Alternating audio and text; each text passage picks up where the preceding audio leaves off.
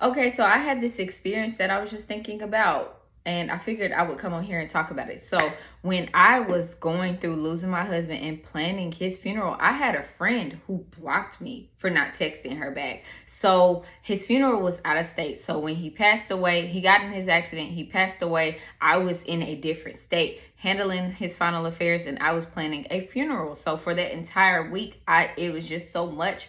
I could not field all the calls and text messages, so I didn't reach back out to most people. If it wasn't about his final arrangements, if it wasn't family, even some family, I did not text them back. It was too much, right?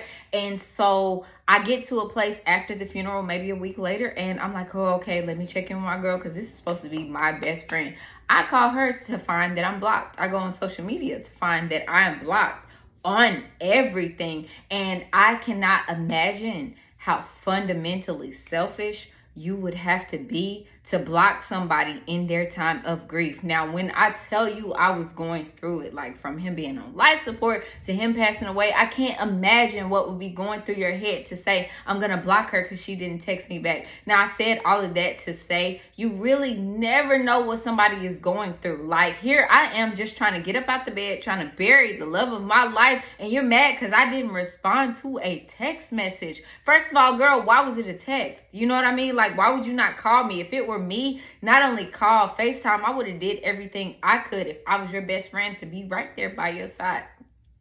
But in today's day and age, when we don't stop and make somebody our immediate priority, we take offense to that. We feel like that's an insult to us. It's an insult to us. And so we need to cut communication. Now, I know I talk all the time. I'm the queen of blocking, cutting ties, and setting a boundary. But there are what you call extenuating circumstances. And I would think losing my husband would have been that. But this is one of the first times in my adult life where I realized somebody was not my friend. I sat back and I look at it now, and I'm like, that person never really gave a damn about me. So I said all that to say, if you have real friends, you have people who you really care about, give them space. Give them space and be understanding when they are going through something.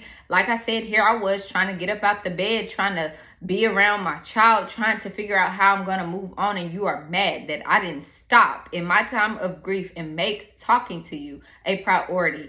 I think our generation has that wrong. I think it's getting weird, and I think that's something that we could change. Even if you know what's happening, you never really know what somebody's going through.